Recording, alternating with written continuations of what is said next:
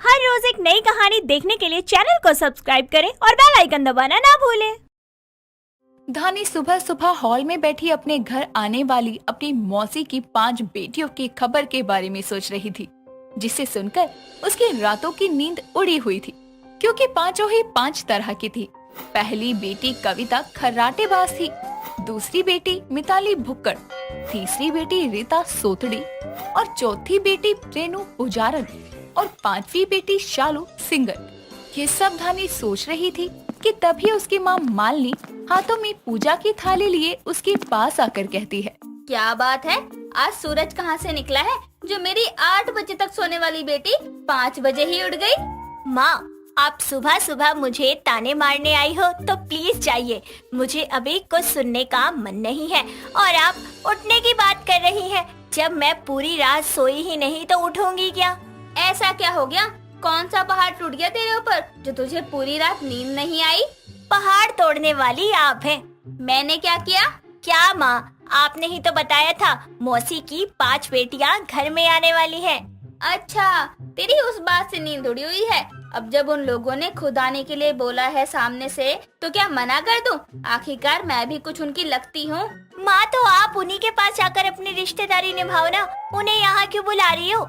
सच में तेरा दिल बड़ा ही छोटा है। बेचारी कुछ दिनों के लिए आ रही है, उसमें भी तेरी जान जल रही है। अकेले ही पसरने की आदत हो गई है ना तुझे। माँ, आपको जो समझना है समझो। ठीक है, तो तू भी सुन ले, वो आने वाली नहीं है, आ रही हैं। वो भी आज। अपना हुलिया और मुंह दोनों ठीक कर ले, थोड़ी देर में पहुंचने ही वाली होंगी। और उनके सामने थोड़ा तमीज से रहा कर, सब तुझसे बड़ी हैं। मालिनी इतना कहकर वहाँ से चली जाती है और धानी भी अपने कमरे में तैयार होने निकल लेती है। कुछ समय बाद धानी कॉलेज जाने के लिए तैयार होकर नीचे आती है और नाश्ते के लिए टेबल पर बैठती है। तभी उसकी माँ मालिनी उसके लिए कचौड़ियाँ लेकर आती है, जिसे देखकर वो कहती है, क्या बात है माँ, आपके नाश्ते को देखकर तो भूख लग गई। तेरा सुबह सुबह ही मुंह बन गया, सोचा नाश्ता ही अच्छा खिला दूं। उतरा हुआ मुंह लेकर तू कॉलेज जाएगी तो तेरे दोस्त सोचेंगे तू पिट कर आई है घर से। क्या माँ, आप भी ना कुछ भी बोलती हो। सबको पता है कि आप मुझ पे कभी हाथ नहीं उठा सकती। क्यों उठाऊं? तू तो मेरी प्यारी बेटी है ना, बस ऐसे ही प्यार से अपनी मौसी की बेटियों के साथ भी रही हो। ठीक है माँ, मुझे कोई शौक थोड़ी ना चढ़ा है किसी से भी लड़ने भिड़ने का। जब वो लोग मुझे अपनी हरकतों से परेशान करती हैं, तो मैं भी उन्हें सुना देती हूँ। अच्छा जी, ठीक है, अब तू जल्दी से नाश्ता कर ले, वरना अगर वो लोग आ गई तो तू ठीक से कुछ खा पी भी नहीं पाएगी। सही कह रही हो माँ आप। धानी इतना कहकर जैसे ही खाने का पहला निवाला तोड़कर मुंह में रखने को होती है, तभी उसकी मौसी की 5 बेटियां उसके घर पहुंचकर दरवाजे पर खड़ी होकर एक साथ कहती है, मौसी जी हम आ गए। ये कहकर 5 अपना बैग उठाकर अंदर आती हैं, जिन्हें देखते ही धानी के होश उड़ जाते हैं। तभी उन 5 में से मिताली की नजर धानी की प्लेट में रखी कचौड़ियों पर जाती है, जिसे देखते ही वो अपना बैग छोड़कर जाकर डाइनिंग टेबल पर रखी कचौड़ियाँ खाना शुरू करती है। ये देखकर उसकी बड़ी बहन कविता कहती है, मिताली, तुम ये क्या कर रही हो? आते ही खाने पर टूट पड़ी। दीदी, आप तो जानती हो ना, मुझसे खाना देखकर बिल्कुल भी नहीं रुका जाता, वो भी मौसी के हाथ की इतनी टेस्टी कचौड़ी के लिए तो बिल्कुल भी नहीं। हाँ हाँ ठीक है, लेकिन हाथ मुंह तो धो लेती। भुक्खड़ लोगों को हाथ धोने की जरूरत नहीं है, उन्हें तो बस आगे खाना दिखना चाहिए। भूखों की तरह टूट पड़ते हैं। आते ही शुरुआत कर दी, आगे आगे देखो। जाने दीजिए दीदी, हो सकता है मिताली दीदी को ज्यादा भूख लगी हो। हाँ दीदी, धानी सही कह रही है। वैसे भी दीदी ने रास्ते में कहाँ कुछ नहीं खाया था, सिवाय 20 पैकेट चिप्स के। बताओ, 20 पैकेट चिप्स की भी कोई अहमियत नहीं है, उसके बाद भी ऐसे जानवरों की तरह खा रही है। हाँ दीदी, रीता दीदी सही कह रही है। वो दीदी हर जगह खाती नहीं है ना, इसलिए। अच्छा ठीक है, अब तुम सब अपनी दीदी की तरफदारी बंद करो।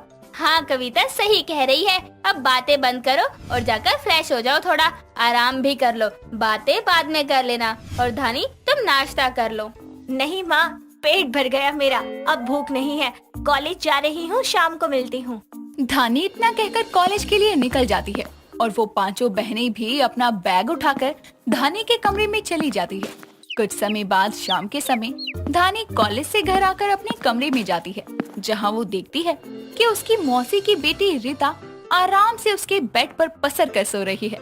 शालू साउंड बजाकर जोर जोर से गाने गा रही है, जिसे देखकर वो अपनी माँ के पास जाकर कहती है, माँ, रीता दीदी मेरे कमरे में क्यों सो रही है? और वो सोने में इतनी मस्त है कि शालू दीदी के गाने से भी नहीं उठ रही।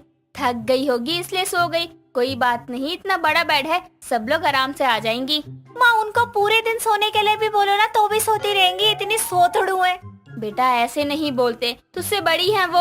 अब मैं पढ़ाई कहाँ करूँ ये बताओ। तू हॉल में आकर पढ़ाई कर ले, उन दोनों को जो करना है करने दे। मैं तेरे लिए चाय लेकर आती हूँ। मालिनी की बात सुनकर धानी अपनी किताबें लेकर हॉल में बैठकर पढ़ना शुरू करती है। वो पढ़ ही रही थी कि तभी उसे पूजा घर से जोर जोर से आरती की आवाज सुनाई देती है। तो वो पूजा घर में जाकर देखती है कि रेनू जोर जोर से आरती गा रही है। ओम जय लक्ष्मी माता, मैया जय लक्ष्मी माता, तुमको निश दिन सेवत हर विष्णु दाता। ओम जय लक्ष्मी माता। दीदी आप ये क्या कर रही है? आरती अपने घर में करनी है, पड़ोसियों के घर में नहीं। धानी आज तो रोक दिया, दोबारा मुझे आरती करते समय रोकना मत। ओम जय लक्ष्मी माता। अरे रुकिए लक्ष्मी माता, पहले मेरी बात सुनिए आप। क्या है धानी?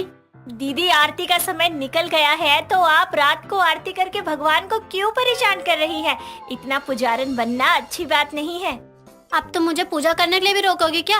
मेरी मौसी का घर है, मैं कुछ भी करूं। मैंने कब मना किया?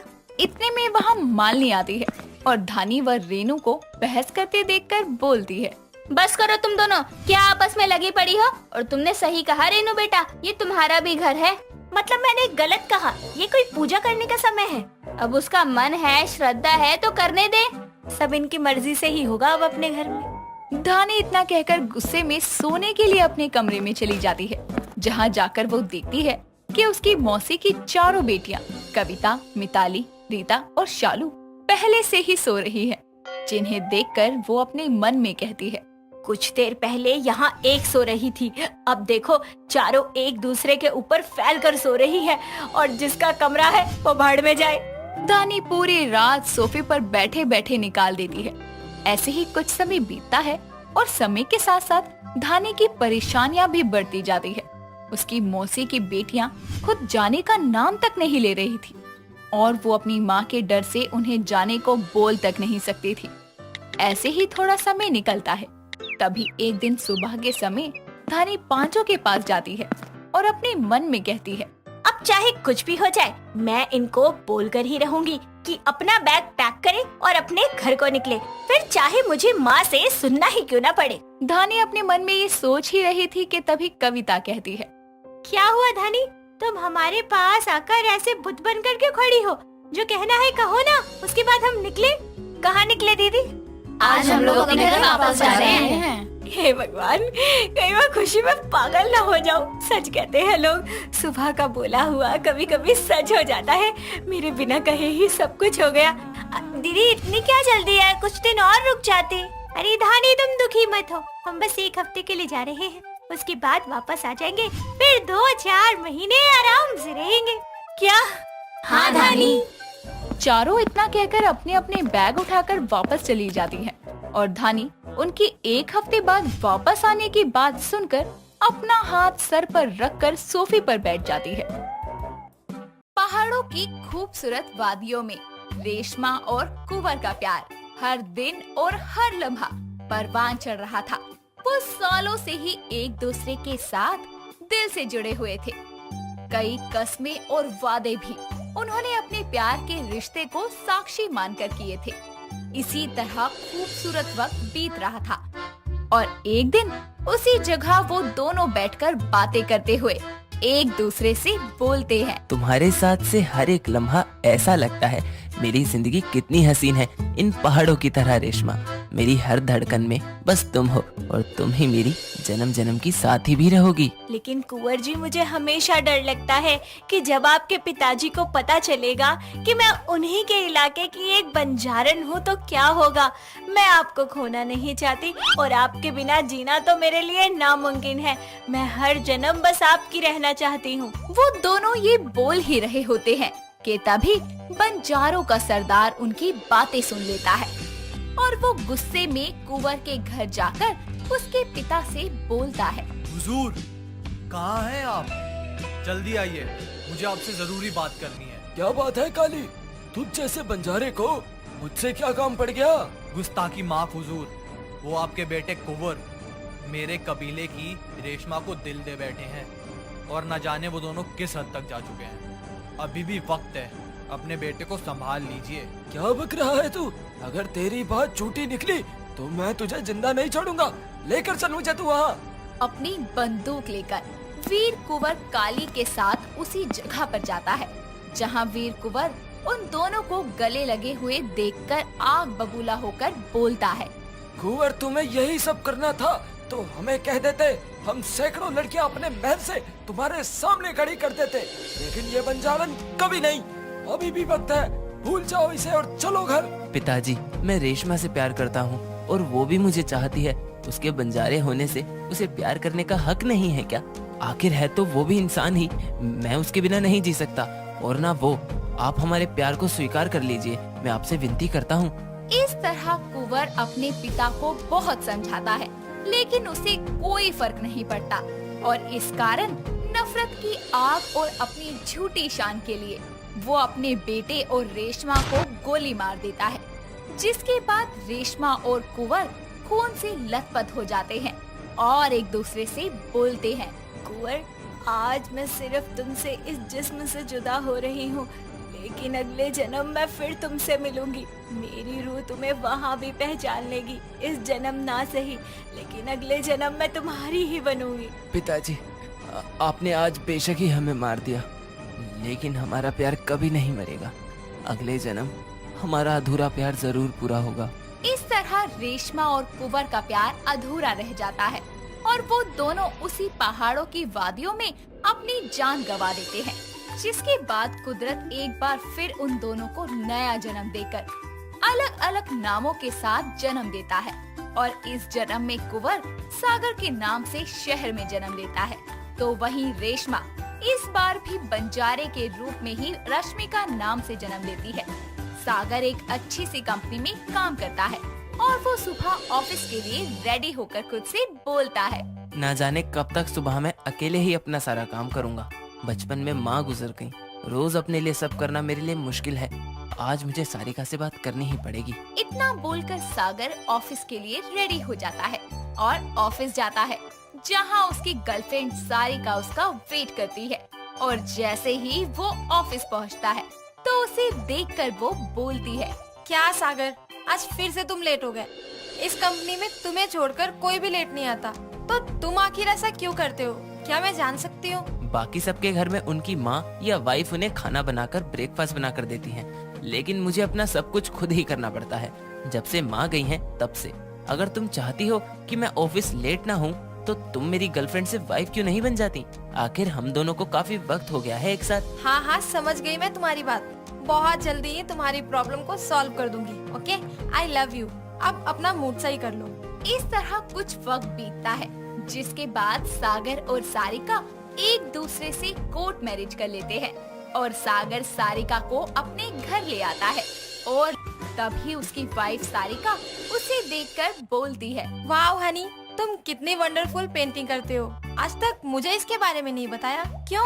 वो बस खाली टाइम में मन कर गया तो बना लिया। अब अपनी वाइफ की सुंदर सी पेंटिंग बनाओ। ओके डार्लिंग, उस चेयर पर जाकर बैठ जाओ।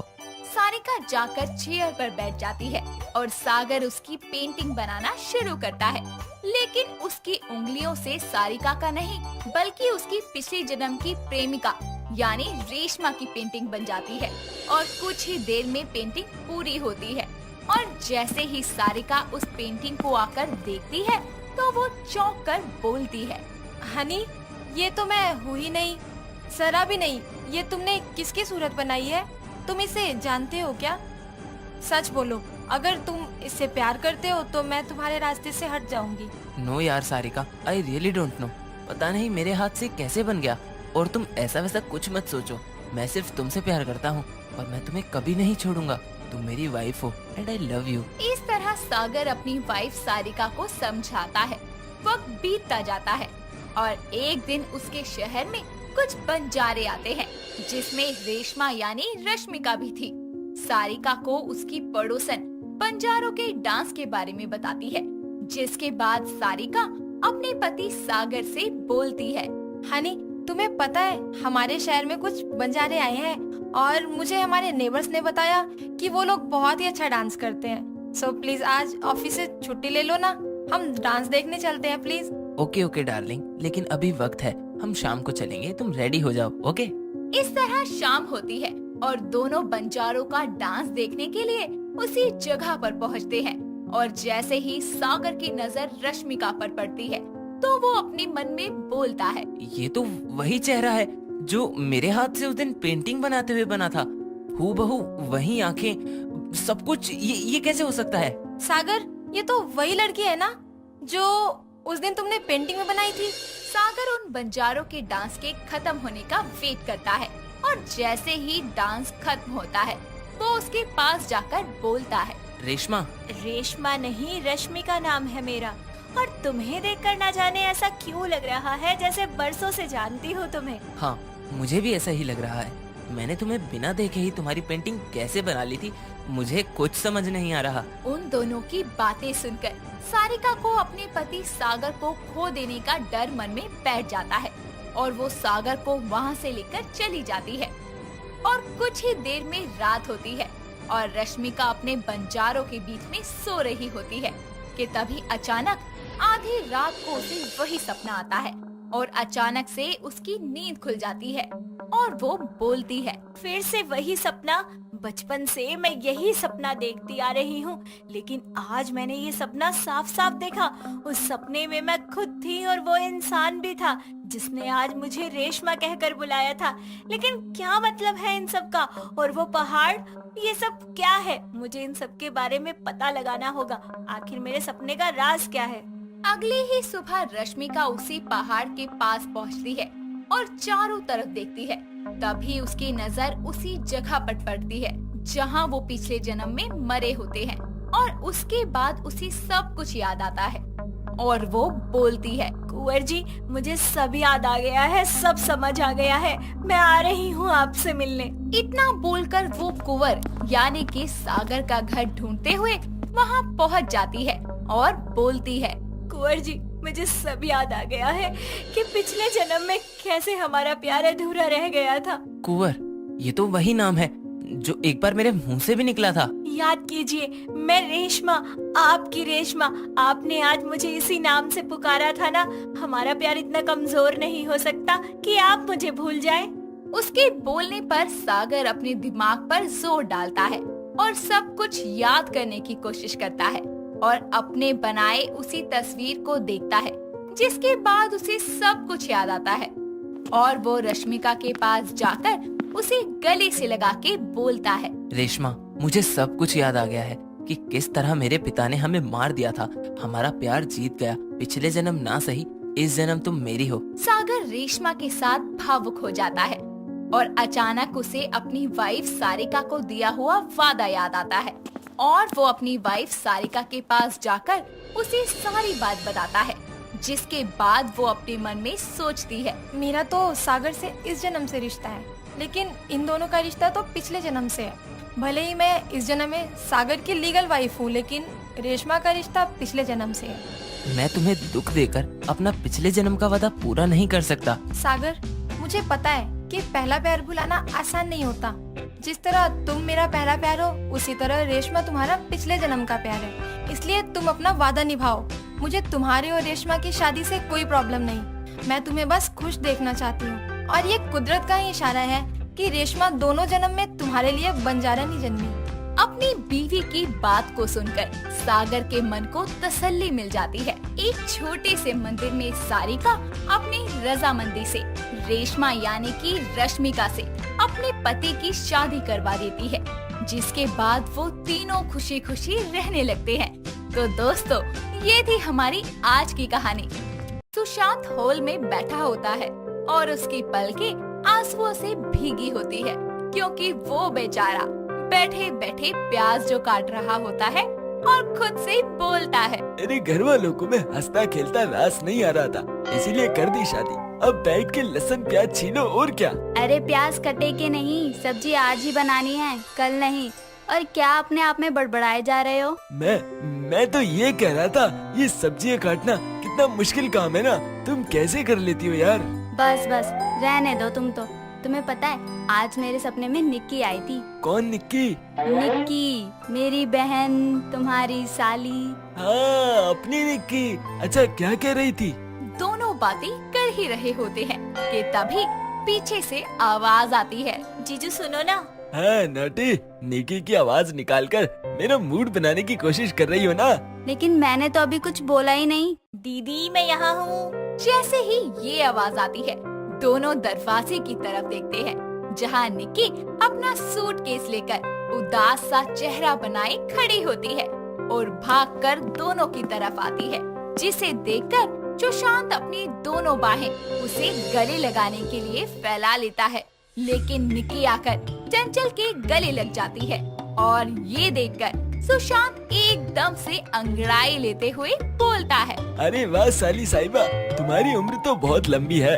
अभी चंचल तुम्हारी ही बातें कर रही थी। अरे आप चुप करिए। निक्की क्या हुआ? तो सुबह सुबह यहाँ, वो भी सामान के साथ, क्या बात है? वो जीजू मुझे शादी करनी है। हाँ मैं तो कब से तैयार बैठा हूँ। हाँ बोलो कब करनी है, मैं सब तैयारी करवा दूंगा। मुझे शादी करनी है जीजू, लेकिन अपनी पसंद से, और माँ जबरदस्ती अपने पसंद के लड़के से करवाना चाहती है।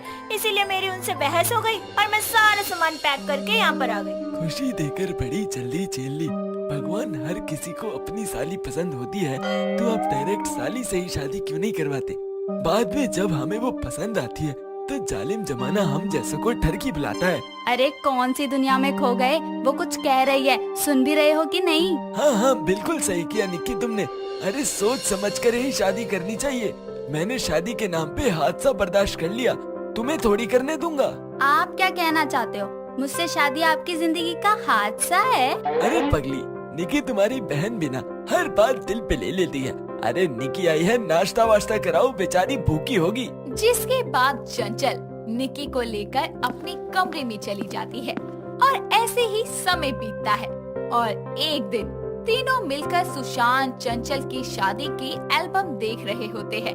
तभी वहाँ सुशांत का दोस्त कार्तिक आता है और बोलता है, ओ कमीने, तू अपना फोन किस कोने में फेंक कर रखता है? कितनी बार कॉल कर लिया मैंने। अरे कार्तिक, इतने दिनों बाद आए हो और आते ही गुस्सा। गुस्सा ना करूँ तो क्या करूँ? भाभी जब भी कॉल करता हूँ मजाले की ये उठा ले। मैं तो कहता हूँ इसको फोन की जगह एक कबूतर ला के दे दो, कम से कम 2 दिन में इसकी खबर तो मिलती रहेगी। अरे मेरी औलाद शांत हो जा, आसपास देख भी लिया कर, आते ही गालियाँ बकनी चालू कर देता है। मेरी साली आई हुई है, उसके सामने तो दोस्त की इज्जत रख ले। उसके इतना कहते ही कार्तिक की नजर निक्की पर पड़ती है और वो उसे एकटक देखते ही रह जाता है और निक्की भी उसे प्यार से देखने लगती है। तभी चंचल निक्की के कंधे पर हाथ रखकर बोलती है, निक्की किचन में चलें? कुछ खाने को लाते हैं इनके लिए। हाँ चलिए ना। इतना कहकर वो उसे देखते हुए किचन की ओर चली जाती है।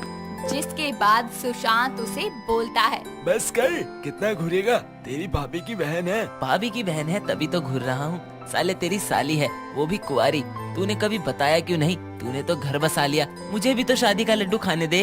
अबे ओ सड़क छाप मजनू, निक्की को लव मैरिज करनी है और तूने अपनी शक्ल देखी है? जुगाड़ वाली शादी होती है ना, उसके लायक भी नहीं है तू। अबे यानी तूने अभी तक पहचाना नहीं है मुझे?